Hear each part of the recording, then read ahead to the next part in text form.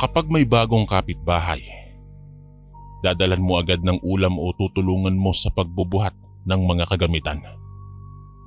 Ito ay tanda umano ng isang pakikisama sa mga bagong lipat.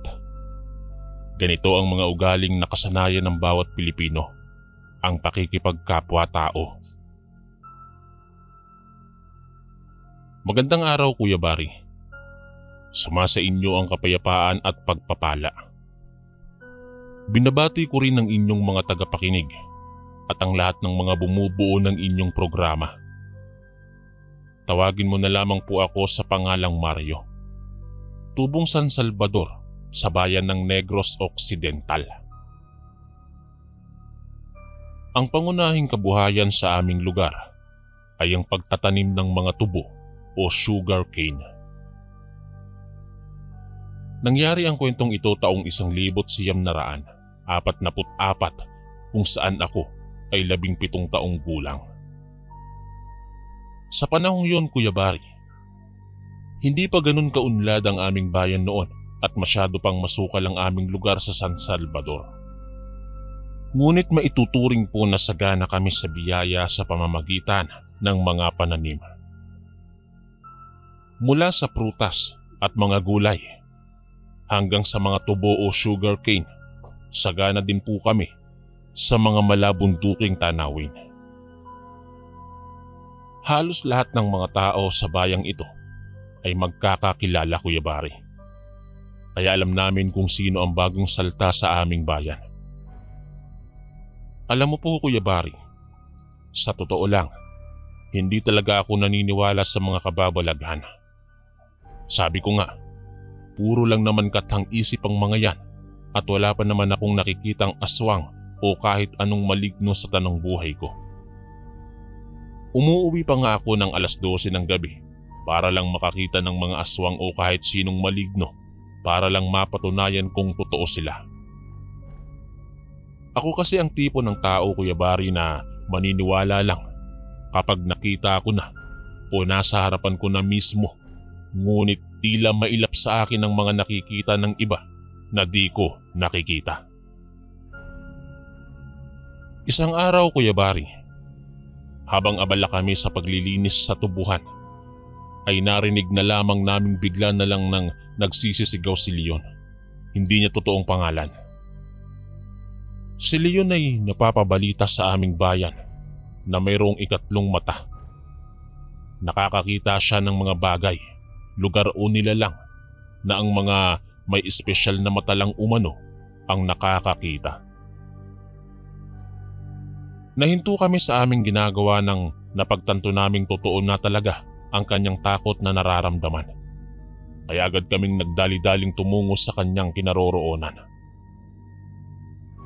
Leon, ano bang nangyayari sa iyo at nagsisisigaw ka? Agad kong tanong kay Leon, Kuya Bari, na sa mga oras na yon ay nanginginig na sa takot. Tinanong ko siyang muli kung ano ang nangyari sa kanya, ngunit nakatulala lang siyang nakatingin sa hindi kalayuan. Sabay-sabay kaming napatingin sa tinitingnan niya at maging kami ay natakot ng bahagya. Isang babae kasi ang nakatayo sa hindi kalayuan, Kuya Bari, na may mahabang buhok at nakabestida. Nakatayo lang siya at walang kahit anong ekspresyon ng kanyang muka habang nakatingin sa amin. Noong oras na iyon ay medyo siniklaban din ako ng takot, Kuya Bari. Dahil kakaiba talaga ang babaeng aming nakikitang nakatayo sa hindi kalayuan. Hindi kasi ito kumikilos o ni kumukurap, basta nakatayo lang po siya habang nakatingin sa amin. Sinabihan ko ang aking mga kasama na pilitin si Leon na makatayo dahil baka bigla kaming sugurin ng babae. Nang akto na po kaming tatakbo ay nagsigawan pa kami sa itsura ni Aling Kuring na nakasalubong namin.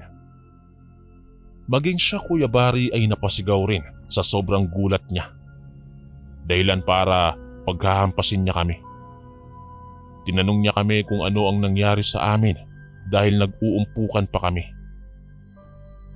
Lumingon kami lahat sa likod namin at muli kaming napasigaw at nagtago sa likod ni Aling Kuring. at sinabi sa babaeng nakatayo noon sa hindi kalayuan na ngayon ay nasa likod na namin na si Aling Kuring na lang ang pagtiyagaan niyang kainin. Nilingon kami ni Aling Kuring at pinaghahampas. Pinagmumura pa niya kami na noon ay normal lang sa aming mga Ilonggo.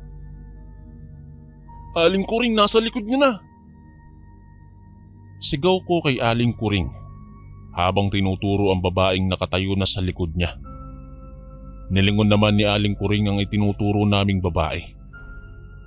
Muli niya kaming hinarap at pinaghahampas. Isa-isang sinabi na nababaliw na umano kami. Ako pa ang kanyang binanata ng hampas, Kuya Bari. Dahil ako umano ang pasimuno ng lahat. Sinabi kong si Leon ang unang nagsisisigaw nang makita ang babae. Kaya natakot na lang din kami. Anya pa. Ako pa naman daw ang alam niyang hindi nagpapaniwala sa mga maligno ay naloko ni Leon. Hindi na lang umiimik si Leon at nanatiling nakasiksik sa amin. Tinanong ko naman si Aling Kuring kung kilala niya ba ang babae at sinabi niyang Esperanza umano ang pangalan ng babae. Bago itong lipat sa barangay namin at nagmula pa ito sa malayong lugar.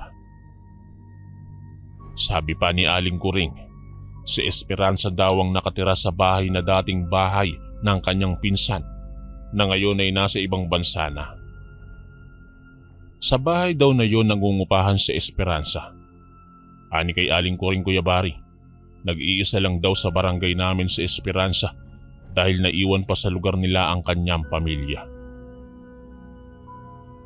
Pag-aaralan muna kasi ni Esperanza ang pamumuhay dito bago niya kuhanin ang kanyang pamilya na ikinatango na lamang namin. Pinakilala kami ni Aling Kuring kay Esperanza at isa-isa namin siyang kinamayan maliban kay Leon na ayaw talagang makipagkamay. Napansin naman naming natawa si Esperanza at nanghingi ng paumanhin kung natakot umano niya si Leon. Ngunit sa halip na makipagkamay si Leon, ay tumakbo ito ng mabilis nang walang lingon-lingon sa amin. Napapailing na lamang kaming lahat at nanghingi kami ng paumanhin kay Esperanza na ikinangiti lang ng dalaga. Sabi pa ni Aling Kuring na baka magtatrabaho din daw si Esperanza sa tubuhan na agad namang sinang-ayunan ng aking mga kaibigan. Nabalitaan ko na 2 araw nang hindi pumapasok si Leon, kaya ipinagtanong ko sa isa naming kasamahan kung ano ang nangyari kay Leon at bakit ayaw nito na pumasok. Sinabi naman ng kasama ko na yun nga din umano ang nais niyang itanong sa akin. Dahil nagtataka siyang hindi pumapasok si Leon, gayong hindi palaliban sa trabaho ang taong yon, lalo't siya lang ang inaasahan ng kanyang ina at mga kapatid. Napagpasyahan namin na daanan namin si Leon mamayang uwian. Baka tinamaan ng lagnat sa nangyari sa kanya, 2 araw na ang nakakalipas. Naging abala kami maghapon sa aming ginagawa, habang ang iba naming mga kasamahan ay panay ang pambobola kay Esperanza na ikinailing na lang namin ang isa kong kasamahan. Hindi namin namamalayan ng oras, Kuya Bari. Nauwian na pala. Nag-aayos na kami ng isa kong kasamahan na kausap ko na pupunta sa bahay nila Leon nang may tila na padaan sa likod namin. Napatingin siya sa likod niya samantalang ako ay napatingin sa kanya. Anya, tila may dumaan umano sa likod namin, bagay na ikinalingon ko din.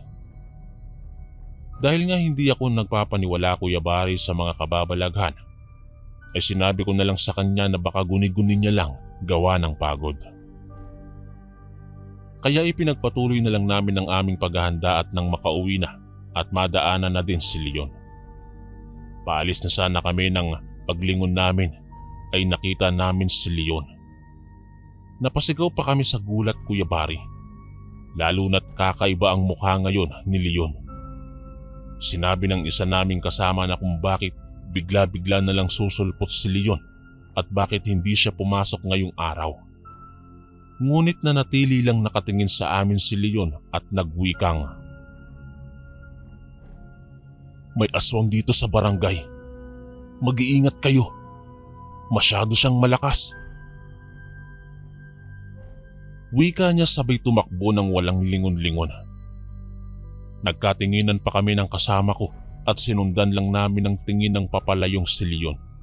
At napapailing na lamang ako dahil hindi ko maintindihan kung bakit masyadong nagpapaniwala si Leon sa mga kwentong bayan. Maaari kang makinig pero wag mo namang isabuhay.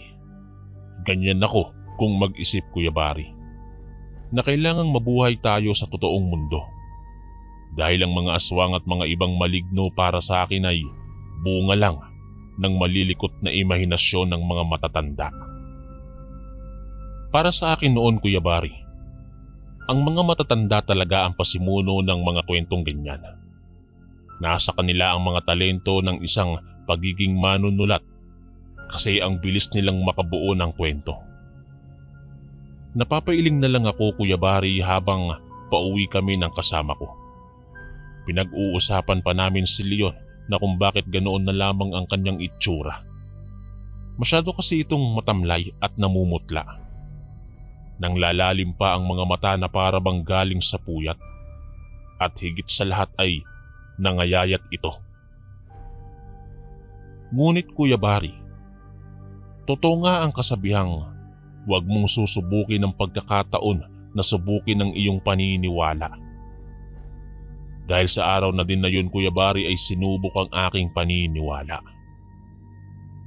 Dahil pagdating ko sa aming bahay, ay agad kong ikinuwento sa aking magulang na nagpunta si Leon sa tubuhan at nagulat kami sa mukha niya. Sabi ko, napakaputla niya't nangayayat na. Hindi ko mawari ang itsura ng anyo niya. Nagkatinginan ng aking mga magulang at tinanong kung hindi ko pa ba umano alam ang nangyari. Napatingin ako sa kanila at kinabahan dahil sa reaksyon ng kanilang mga muka. Tinanong ko sila kung ano ang nangyari na hindi ko alam. Napabuntong hininga ang aking ina't sinabi sa akin na si Leon ay wala na. Halos siklaban ako ng takot, Kuya Bari.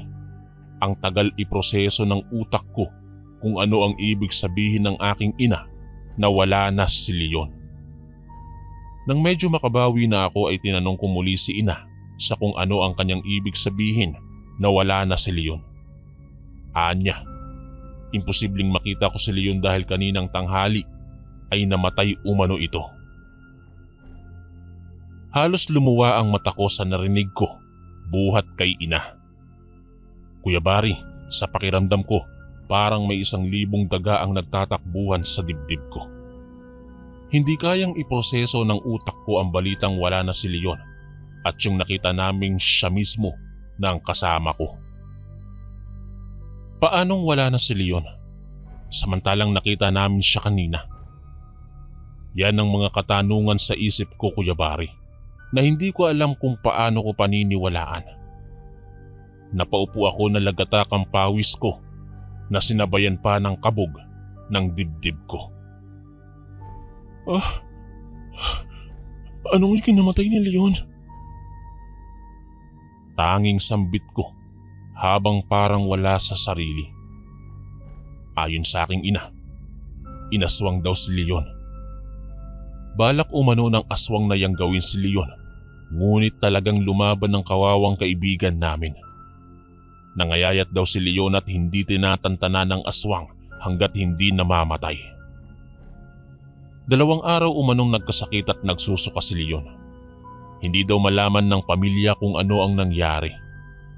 Pag-uwi daw niya nung isang araw na takot ay nilagnat umano ito't kinagabihan ay nagsusuka na. Akala nila'y sinamaan lang ng katawan si Leon, kaya pinagpahinga lang ito ng kanyang ina. Ngunit 2 araw pa lang na nakaratay si Leon sa higaan, ay napansin ng kanyang ina ang pagbagsak ng katawan nito. At madalas daw nilang nakikita o naririnig na palaging nagsasabi na hindi siya sasama. At kung minsang lapitan siya ng ina para pakainin, ay madalas nitong sinasabi na pag namatay umano siya, kakainin na siya ng babae. Nagpasya ang ina ni Leon na ipaalbularyo nila ito. Ngunit huli na daw Kuya Bari. Dahil nakuha na umano si Leon ng aswang na may lahing gabunan. Natawa pa ako sa sinabi ni ina. Dahil sa buong buhay ko, ngayon ko lang nalaman na may lahi-lahi din pala ang mga aswang. Noon kasi kapag sinabi mong aswang, lahat na yon. Pati manananggal na palagi ding bida sa usapang bayan. Sinabi ni ina sa akin na huwag ko daw sukatin ng panahon dahil darating din ang pagkakataon na ipapakita sa akin ang pagkakataon ng mga bagay na hindi ko pinaniniwalaan. Kinabukasan Kuya Bari, nagtungo kaming lahat ng mga kasama ni Leon sa trabaho sa kanyang lamay. Pagdating namin ay naroroon na si Aling Kuring at Esperanza. Nagkatingin na naman kami ng kasama ko na nakakita kay Leon nang makita namin ang dalaga. Alam kasi namin na ito ang kinatatakutan ni Leon nung araw na una namin itong nakita sa tubuhan.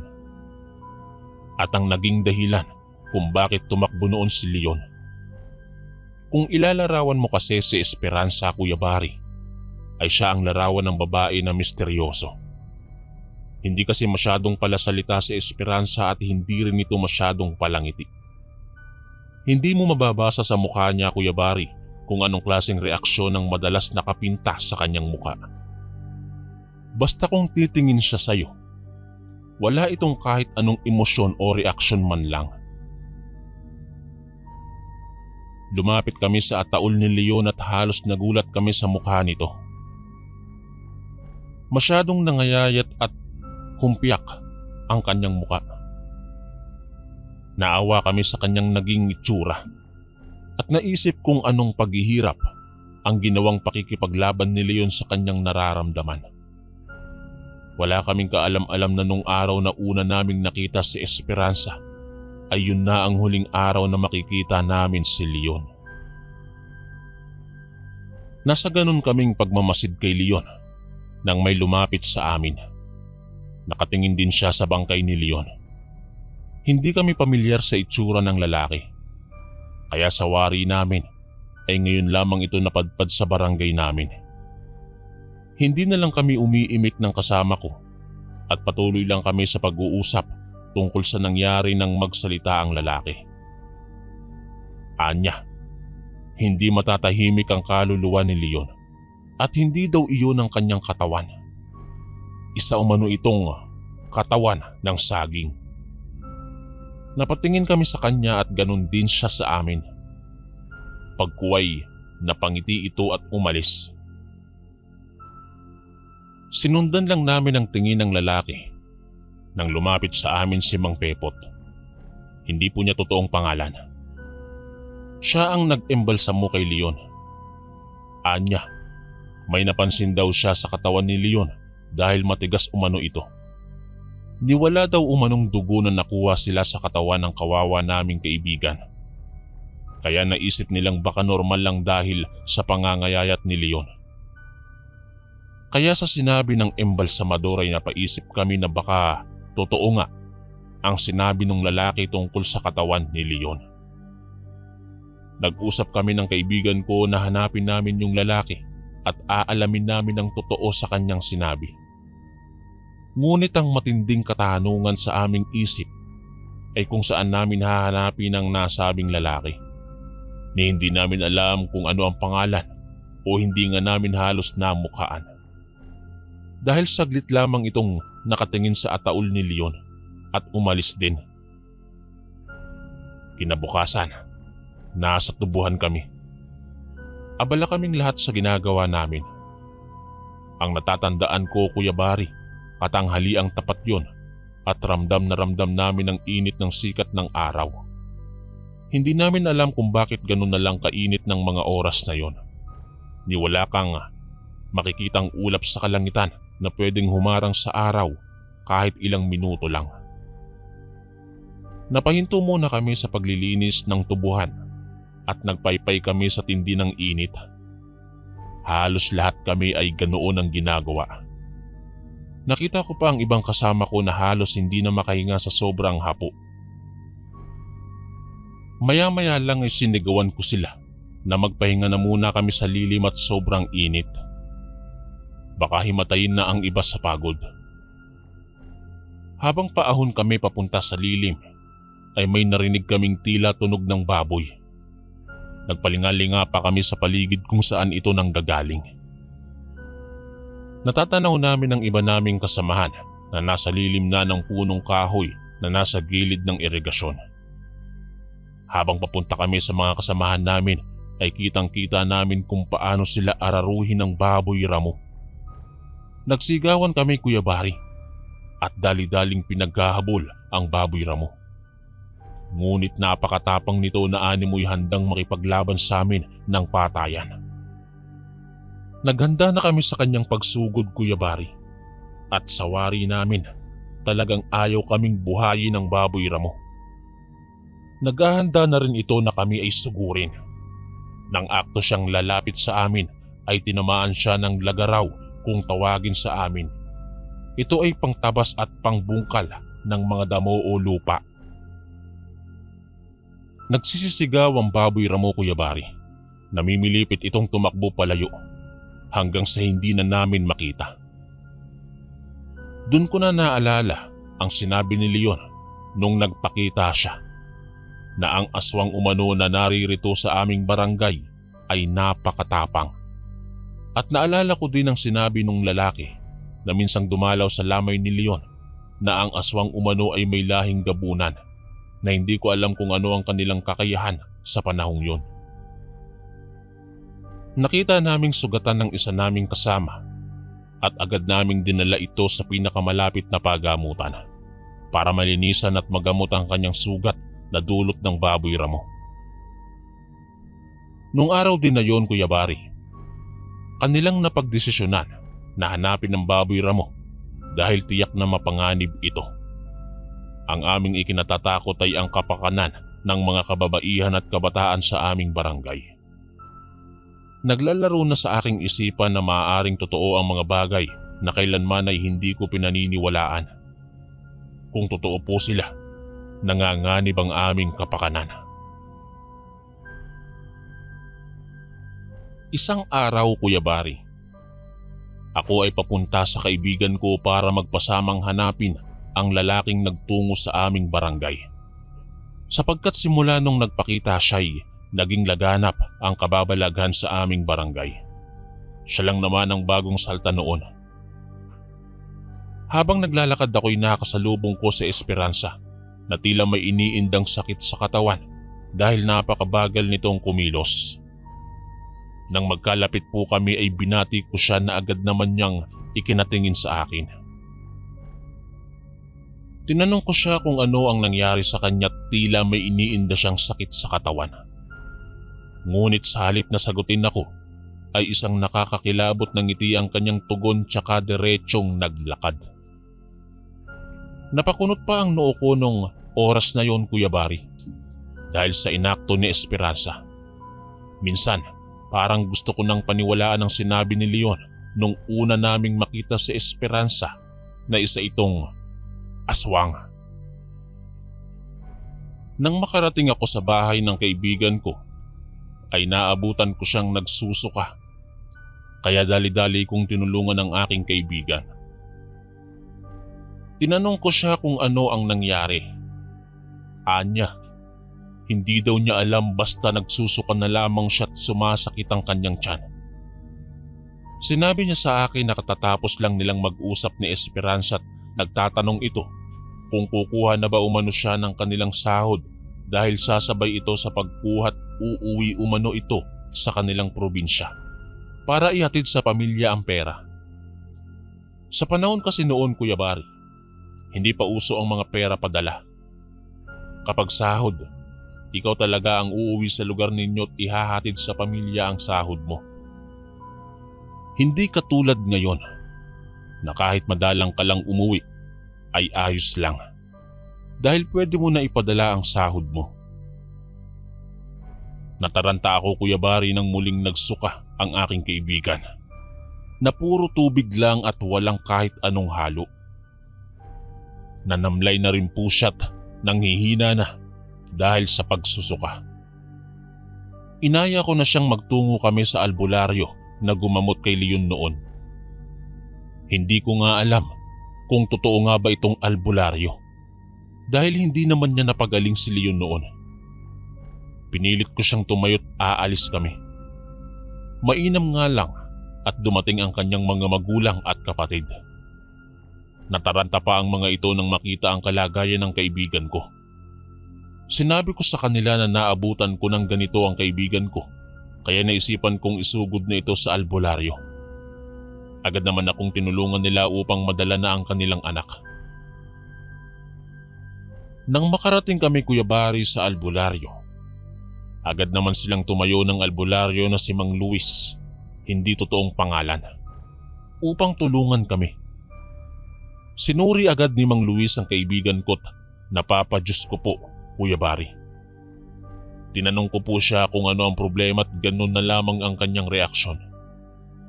Sabi niya, inaswang ang aking kaibigan at balak nitong siyang gawin o di naman kaya'y gawing pagkain. Nagkatinginan kami ng pamilya ng kaibigan ko.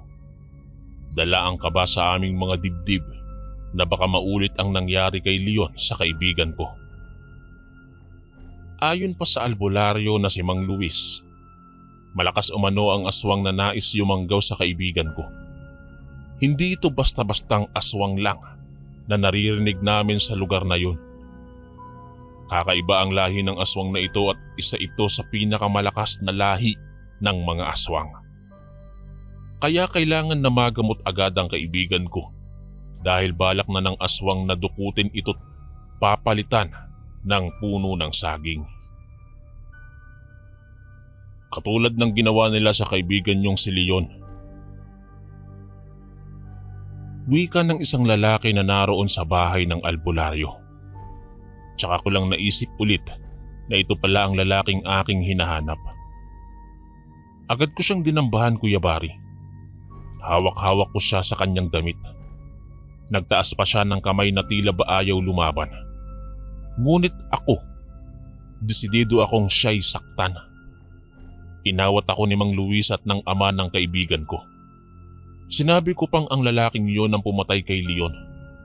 Dahil simula nung napadaan siya'y sunod-sunod na ang kaganapan at mga kababalaghan. Natigilan lamang ako, Kuya Bari, nang kanyang sabihin na ang aking mga matay huwad. Dahil wala akong kakayahang makita ang pagkakaiba ng tao sa aswang. Nakakasalamuha ko na umano'y hindi ko pa nakikita sapagkat hindi ako naniniwala. Sinabi ni Mang Luis na hindi ang lalaking yon ang aswang. Ito umano ay si Kaloy, ang kanyang pamangkin na taga-Karatig Bayan at isa umano itong magaling na albularyo. Hamak na mas magaling kaysa sa kanya.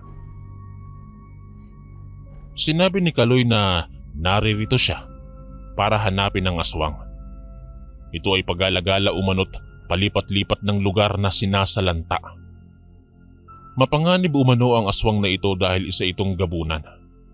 Mga lahi ng aswang na malakas kahit na sa araw at mas lalong malakas sa pagsapit ng gabit kabilugan ng buwan. Maganda silang mga nilalang sa umaga na akala mo'y tao talaga. Ngunit pagsapit ng kadiliman ay nagiging mabangis itong halimaw. Naisip ko, Kuya Bari, si Esperanza. Unay dahil po siya ang huling nakausap ng aking kaibigan. Pangalawa po ay napakaganda ni Esperanza. Pangatlo, kakaiba po ang kanyang ikinikilos na tila ba may kakaiba sa kanya. Hindi rin masyadong palakibo si Esperanza at palaging gustong mapag-isa. Kaya madalas din siyang pag-usapan noon ng aming mga kasamaang babae sa tubuhan na hindi umano nakikihalubilo sa kanila si Esperanza na akala mo'y aswang. Naputol ang aking pagmumuni-muni nang sabihin ng albularyo na sunduin ng aking magulang at kapatid dahil tiyak na nanganganib ito. Baka ako na marahil umano ang isusunod ng aswang na gabunan. Sa sinabi ng albularyo, Kuya Bari, halos nag-akyatan ng lahat ng kilabot ko sa katawan nang marinig ang sinabi ng albularyo. Nataranta ako, Kuya Bari, ni hindi ko nga alam kung saan ako pupunta. Naisip ko ang pamilya kong baka kung ano na ang nangyari sa kanila. Ani Kaloy, sasamahan niya ako dahil baka balikan ako ng aswang. Umalis na agad kami para sunduin ang aking pamilya. At alam niyo ba, Kuya Bari, halos ayaw nang lumapat ang aking mga paa sa lupa dahil sa takot na nararamdaman ko. Sa tanang buhay ko, Kuya Bari, ngayon lamang ako nakaramdam ng takot. Kahit pa may pagdadalawang isip pa rin sa akin kung totoo ba sila, ay nakakaramdam pa rin ako ng takot. Pagdating namin sa bahay, Kuya Bari, nakikita ko ang aking pamilya na palabas. Tinanong ko sila kung saan sila pupunta. Anila, may nagsabi umano sa kanila na pupunta sa bahay ng albularyo. Dahil ang sabi ay isinugod umano ako doon. Sinabi kong umuwi ako para sunduin sila dahil iyon ang sabi ni Mang Luis. Tinanong pa nila kung ano ang dahilan. Sinabi ko na lamang na malalaman nila pagdating sa bahay ni Mang Luis. Dali-dali kaming bumalik sa bahay ni Mang Luis at naabutan naming maayos na ang kaibigan ko't nakaupo na. May iba pa siyang mga kasama maliban sa pamilya ng kaibigan ko. Ani Mang Luis, grupo umano ito ng albularyo. Naparito sila para tugisin ng mga aswang. Ipinaliwanag ng albularyo na kung sino man ang kasama ni Leon ay iisa-isahin ng aswang. Dahil ito umano ang nakakaalam kung sino ang aswang dahil sinabi umano ni Leon. Nagkatinginan kami ng kaibigan ko. Wala naman akong maalalang may sinabi si Leon sa amin. Maliban lang nung nagpakita siya't sinabi na matapang daw ang aswang, Kuya Bari. Hindi ko alam kung pinaglalaruan lamang ako ng mga albularyo. Ngunit sa araw na ito, dito talaga nasubok ang aking paniniwala. Sumapit ang gabi, Kuya Bari. Nakikimatsyag kami kasama ang pamilya ko at ang pamilya ng kaibigan ko. Tahimik na nagdadasal ang mga albularyong tinipon ni Mang Luis habang si Kaloy ay nasa labas. Nakatayo at may dalang latigo na hindi ko alam kung saan gawa. Tinanong ko si Mang Luis kung hindi ba mapanganib para kay Kaloy na mag-isa lang sa labas kung totoo ngang malakas ang aswang. Ani Mang Luis na hindi umano nag-iisa si Kaloy na aking ikinalito. Napaigtad kami, Kuya Bari, nang umalulong ang aso sa kung saan. Mga alulong na nagdudulot ng kilabot sa buo mong pagkatao. Nagtayuan lang ang balahibo ko nang magsalita si Mang Luis na naririto na sila. Hindi ko alam kung sino ang kanilang tinutukoy na naririto na. Nung gabi ding iyon, bumuhos ang napakalakas na ulan. Hindi ko alam ba't umulan gayong napakaganda ng panahon. Ang mga albularyong kasama namin ay nagpatuloy sa pagdarasal. Hindi ko alam paano ko isasalaysay, Kuya Bari.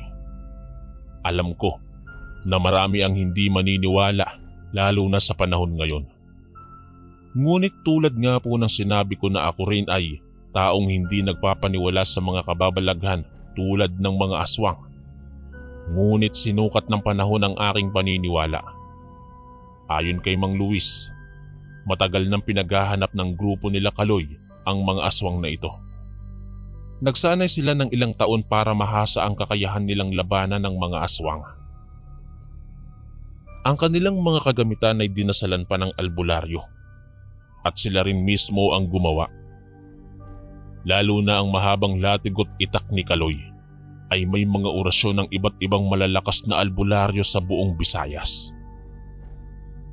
Anya pa, si Kaloy ay biktima ng aswang. Ang kanyang ina't isang kapatid ay pinatay ng aswang. Kaya naman sukdulan ng kagustuhan niyang makapaghiganti sa mga nilalang na ito. Nagulat ako, Kuya Bari. Nang kumidlat ay nakita ko ang higit sa 10 tao na haharapin ni Kaloy. O baka mainam kong sabihin kong aswang. Normal naman ang kanilang muka, maliban sa sabog-sabog ang kanilang mga buhok. Hindi ko maaninag ang kanilang muka dahil sa kadiliman na namamayani sa kapaligiran gawa ng ulan.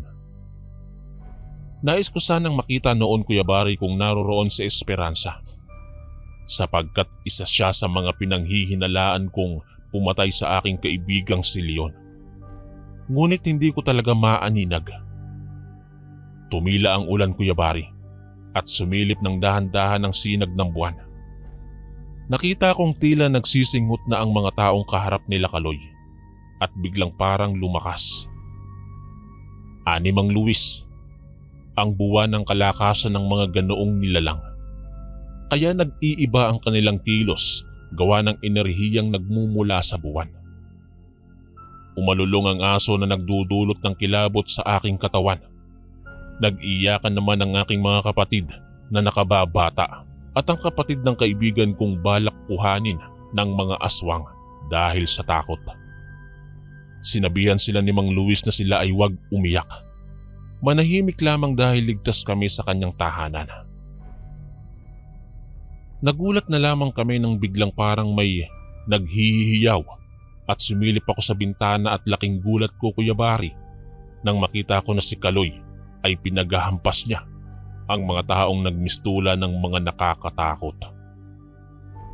Nabahala ako kay Kaloy sapagkat akala ko ay nag-iisa lang siya.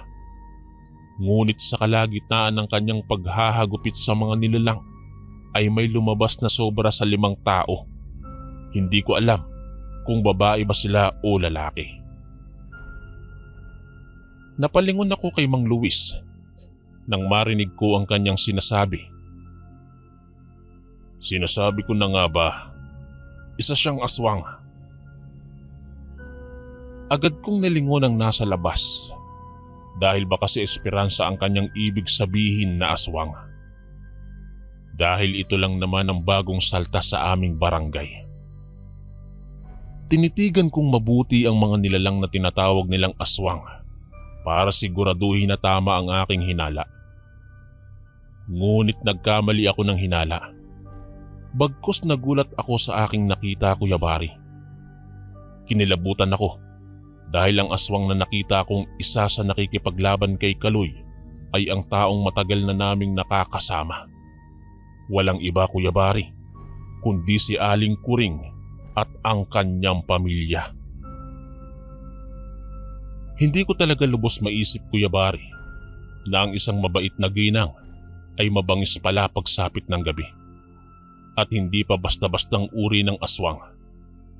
Anila, ang mga aswang umano ay hindi naman nang tatalo ng kapitbahay.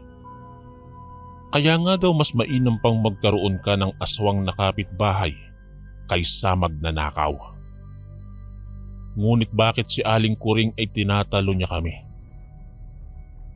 Napalingon ako kay Mang Luis Kuya Bari nang sabihin niyang hindi siya makapaniwalang si Kuring ang aswang. Anya pa, si Aling Kuring lamang ang nakatira dito para maging espiya ng kanyang angkan. Hindi man siya literal ang nananalanta, pero sa kanya nang gagaling ang mensahe kung sino ang pwedeng aswangin o hindi. Nagkamali ako ng hinala kay Esperanza. At saka lamang sumagi sa isipan ko na kung hindi si Esperanza ang aswang na yon, sino ang nakita ni Leon?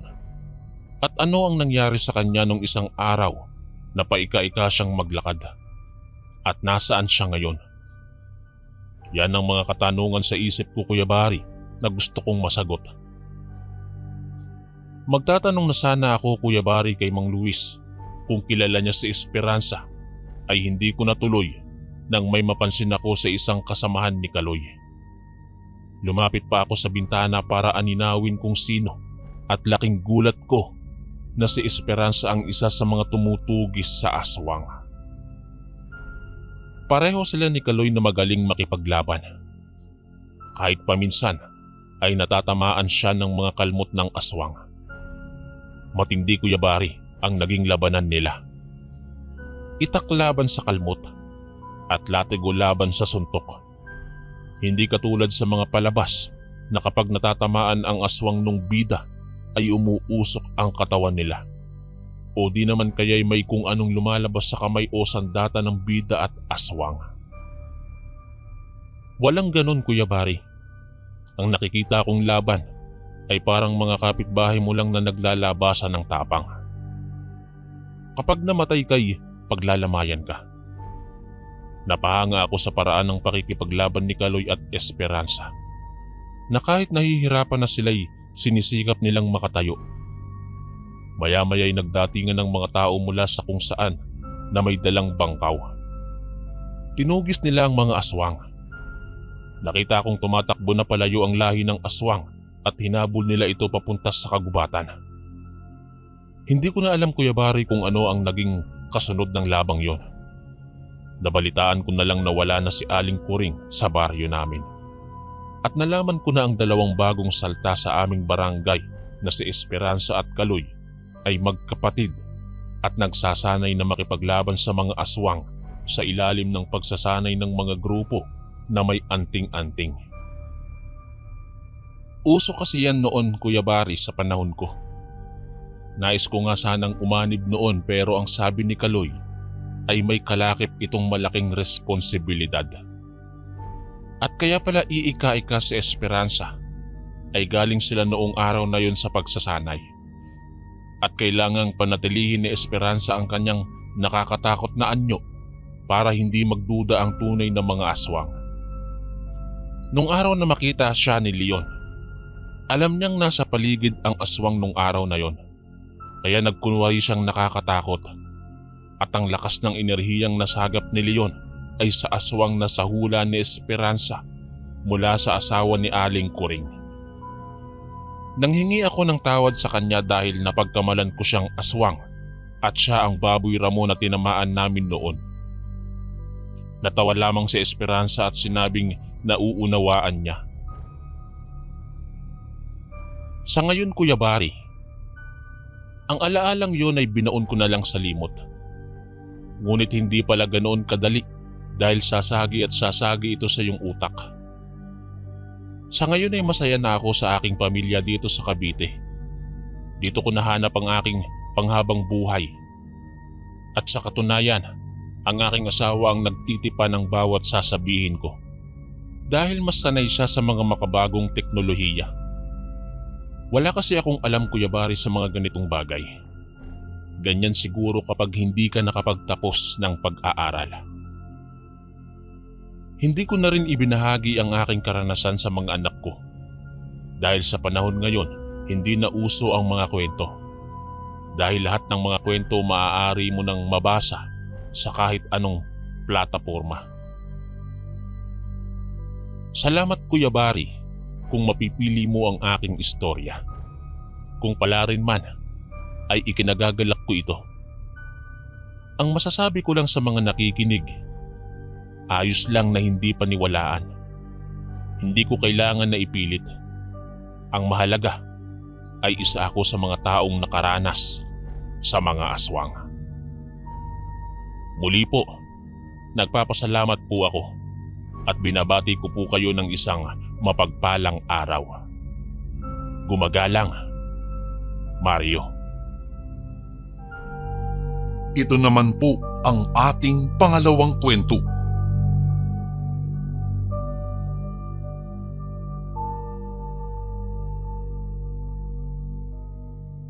Isang magandang araw po sa inyo, Kuya Bari. Nais ko po sanang magbahagi sa inyo ng isang karanasan namin ng aking mga kaibigan noong minsan kaming pumunta sa pistahan. Itago niyo na lang po ako sa pangalang Anton. Noon pa man, lagi na kaming gumagala kahit saan ng mga kaibigan kong sina Reynaldo, Cara at Gael. Isang beses, habang nagkikwentuhan kaming apat, naisingit noon ni Reynaldo na malapit na ang pista sa lugar ni Gael. Kailan ba yan? Para makapaghanda naman kami. Paunang tanong naman ni Cara kasabay ng pagtawanan namin. Noong una, ayaw pa ni Gael na kami ay pumunta dahil kaunti lang naman daw ang kanilang ihahanda. Pero hindi naglaon ay napapayag din naman namin siya sapagkat alam kong hindi niya kami matitiis. Kinaumagahan, araw ng pagpunta namin noon sa lugar ni Gael. Maganda ang sikat ng araw at walang sama ng panahon ng mga oras na iyon. Sabay-sabay kami noong Kuya Bari na sumakay ng isang jeep upang hindi kami maligaw. Hindi nagtagal, tuluyan na nga kaming nakarating sa lugar na tinitirhan ni Gael.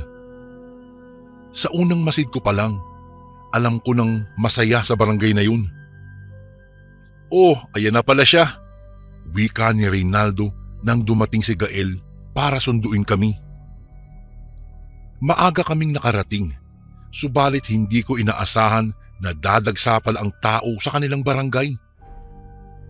Nang kami ay mapadaan sa isang iskinita, may grupo ng mga lalaki na panay tingin sa amin. Sinabihan kami ni Gael na huwag pansinin para hindi nila maisip na pagdiskitahan kami. Malapit lang ang bahay nila.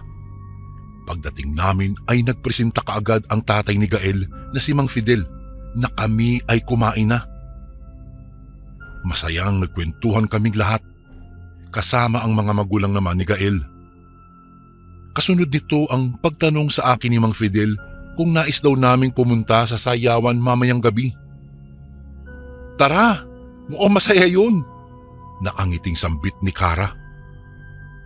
Napailing naman kami sa bawat isa, sabay tawanan. Kahit noon pa man Kuya Bari, hindi ko talaga kinahiligan ang mga bagay na ganoon. Subalit hindi ko naman pipiliing magpaiwan, kaya sumang-ayon na lang ako. Kinagabihan, lubos na napakaraming tao sa loob ng plaza. Halos magsikip na rito dahil sa nagsisiksikang mga mananayaw. Saad pa ni Gael, di naman daw lahat ng naroon ay mismong taga roon. Ang iba ay dayo lang galing sa mga karatig barangay. Ilang minuto pa ay tuluyan na kaming nakapasok. May nakareserba na palang mga mesa at upuan, kaya walang pahirapan sa pag-upo. Nang magsimula ang tugtog na animoy disco, doon na nga nag-umpisa ang nagkakagulong mga tao. Sa isang sulok, may mga lalaking lumapit sa amin. Niyaya nila si Kara na sumayaw. Siksikan sa gitna at ang iba sa mga lalaki ay lasing na. Rason kung bakit tinanggihan ni Kara ang mga ito. Akala namin noon ay aalis na sila. Pero tinangka pala nilang pilitin si Kara, ngunit hindi namin ito pinahintulutan. Naroon lang sa tabi namin ang isa sa mga tanod, kaya walang nagawa ang grupo na gawin ang nais nila. Masamang nakatitig sa amin ang mga lalaki habang papaalis na parang may binabalak na masama. Naku, dapat pala nagpaiwan na lang ako sa bahay ninyo Gael para naman may tagaluto sa inyo. Pabirong wika ko sa mga kaibigan kong tumatahip na ang dibdib sa kaba. Tumigil ka nga dyan, tugon ni Kara. Huy, subukan kaya nating sumayaw para naman masaya, saad ni Reynaldo habang hila-hila kami sa gitnang bahagi ng plaza. Sa unang pagkakataon, masasabi kong masaya pala Kuya Bari ang pagsasayaw sa gitna ng maraming tao habang kasama mo ang iyong mga kaibigan. Hindi nagtagal ay napagod kami at bumalik ulit sa pwesto. 10 oras na rin ang gabi noon, kaya napagdesisyon na ng grupo na umuwi na para makapagpahinga naman. Bago kami umalis sa bahay ni Gael, nagpaalam muna kami sa kanyang magulang na kung pupwede ay doon muna kami pansamantalang mamamahinga. Noong nasa daan na kami pauwi, naaninag namin ang anino na parang may sumusunod sa amin. Mahigpit na humawak sa akin noon si Kara dahil marahil sa takot. Hindi nagtagal ay nagsulputan ang mga lalaki na kapwa nakaaway namin sa loob ng sayawan. Sinabihan nila kami na kilalanin daw muna ang binabangga. Wala naman kaming ginagawang masama. Nais lang naman namin na maging maayos ang pakikitungo namin sa mga tao roon. Datapwat kahit anong sabihin namin ukol sa mabuting intensyon ay mali pa rin ang pag-iisip nila sa amin. Takot at pangamba na lamang ang nararamdaman ko ng mga oras na iyon, Kuya Bari. Sumisenyas ng bahagya noon si Gael na kapag bumilang siya ng 3 ay tatakbo kami. Nang kami ay tuluyang tumakbo para tumakas, baka sa kanilang mukha ang galit. Gayunpaman, kahit anong tuli ng pagtakbo namin ay naabutan pa rin nila kami. Doon na namin nasaksihan na ang grupong yun pala ay mga aswang. Napakunot noon na lamang ako dahil hindi talaga ako makapaniwala sa aking nasilayan. Hindi kami naagalaw sa aming kinatatayuan at mariing nagmamakaawa. Nagtangka pang ang tumakas si Reynaldo, subalit kalmot ang kanyang natamo. "Pakawalan niyo na kami!" Nagmamakaawang usal ni Kara sa mga aswang. Tanging Panginoon na lang ang aking nasandalan ng mga oras na iyon. Bago ko po ipagpatuloy ang kwentong ito ay may request sana ako sa iyo, kasundo. Isang pindot lang ito, kasundo, sa subscribe button namin. Malaking tulong po ito sa amin, kasundo, upang mapagpatuloy pa namin ang mas marami pang magagandang kwento. Salamat sa pag-subscribe mo, bagong kasundo.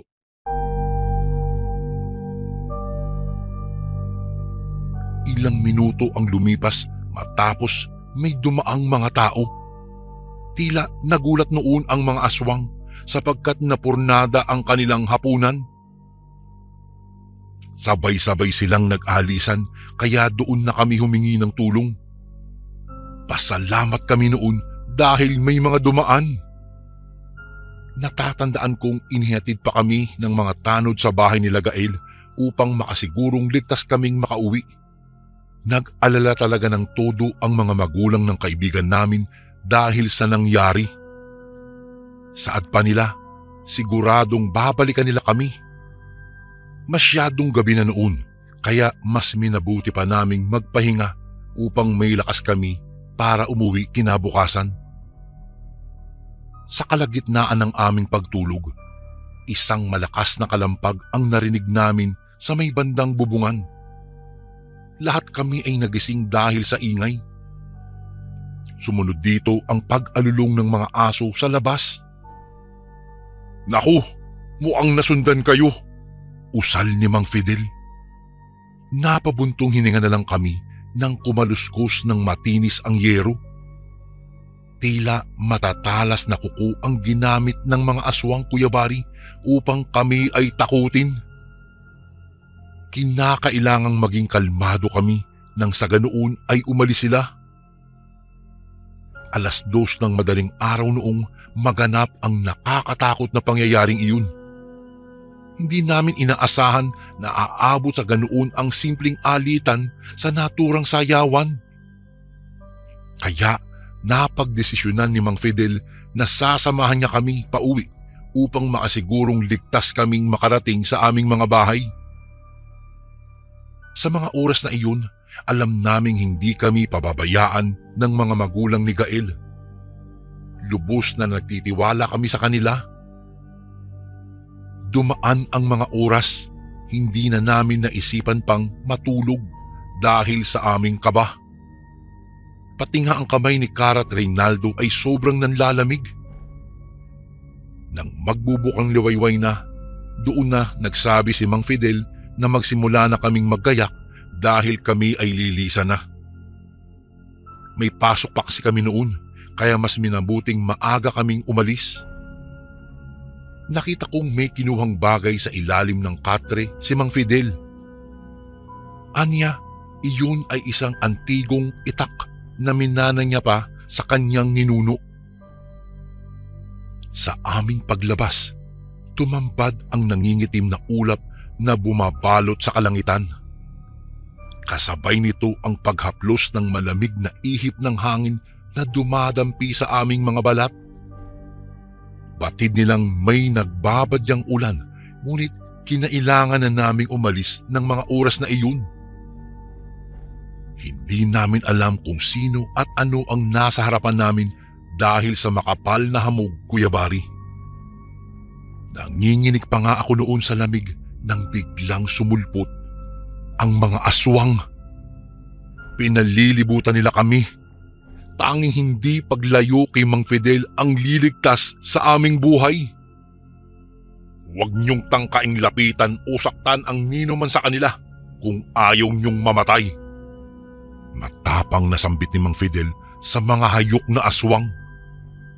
Ngunit kahit anong sumbat ng tatay ni Gael, hindi pa rin ang mga ito nasisindak o umalis man lang at kami pabayaan. Pasunggab na sana noon sa amin ang isa sa kanila, subalit napaatras ito nang bunutin ni Mang Fidel ang itak sa kanyang kaluban. Nalaki ang mga mata ng aswang matapos masilayan ang naturang antigong itak. Bago kasi kami noon umalis sa kanilang bahay, sinabi ni Mang Fidel na ang itak na iyon ay mismong nilikha ng kanyang lolo para pumaslang ng kahit anong lamang lupa. Noon pa man, talamak na talaga sa lugar na iyon ang mga aswang na walang awang pumapatay, mapahayop man o tao. Kaya laking pasasalamat namin na ipinamana kay Mang Fidel ang antigong itak na iyon na mayroong kakayahang pumuksa sa mga aswang. Tila naduwag ang mga aswang ng mga oras na iyon, Kuya Bari. Ilang sandali pa ay may biglang humawak sa kamay ni Kara. Nagulat ako noon, bagkus katabi ko lamang siya. Malakas ang puwersa ng pagkakahawak sa kanya na nagresulta ng pagbitaw niya sa akin. Nangamba talaga ako noon dahil hawak-hawak na nila si Kara. Binantaan kami ng mga ito na kung hindi raw kami susuko ay mapipilitan silang patayin at pagfiestahan ang katawan ng kaibigan namin. Batid kong hindi hahayaan ni Mang Fidel na mangyari iyon kay Kara. Kaya sinenyasan kami nito na bibilang siya ng 3 upang istorbohin namin ang iba pang kasamahan nila para makabuelo siya sa pagtugis sa aswang na kumuha kay Kara. Tunay ang aking inasahan. Wala nga siyang sinayang na pagkakataon upang gantihan ang aswang. At matapos madaplisan ni Mang Fidel ang isa sa mga aswang ay tuluyan itong humiyaw ng malakas. Mula sa maliit na sugat, lumaki at lumaki pa ang sugat na natamo ng aswang na naging sanhi ng kanyang pagkamatay. O ano, nakita niyo ba yan? Nais niyo rin bang matulad sa kanya? Sigaw ni Mang Fidel sa mga aswang. Hindi ko mawari, Kuya Bari, ang takot ng kanilang nararamdaman ng mga oras na iyon. Binantaan ni Mang Fidel ang mga ito na huwag nang gagawa ng mga bagay na maaaring makasakit ng kapwa. Umangil ang mga aswang, ngunit tumango sila na parang naiintindihan ang sinabi at tuluyang nilisan ang lugar. Lumapit noon sa amin si Mang Fidel at kami sinamahan papalabas ng bayan. Batid kong hindi sapat ang simpleng pasasalamat lamang sa mga tinulong sa amin ni Mang Fidel. Tatanawin kong utang na loob iyon ang kanyang di matatawarang pagtulong sa amin. Pati na rin sa kaibigan naming si Gael. Gayunpaman, umuwi kaming ligtas, Kuya Bari. Sa punto ng buhay namin na yun, doon ko masasabing tunay nga ang aming pagkakaibigan. Naroon kami para sa isa't isa. Mula noon, nilihim na lamang namin ang mga nangyari. Ang importante ay hindi kami napahamak. At iyan po ang karanasan ko sa mga aswang, Kuya Bari, nang minsang may nakaaway kami sa pistahan na nag-ugat sa isang peligro. Hanggang dito na lang po ang aking kwento, Kuya Bari, at maraming salamat po sa inyong pakikinig. Lubos na gumagalang, Anton. And again, maraming salamat po mga kasundo. Don't forget to subscribe and i-click nyo lang po yung bell na button para updated po kayo sa mga upcoming videos namin na paparating. Maraming salamat po ulit. God bless and ingat po lagi dyan. Ito po si Kuya Bari at ako ang Sundo.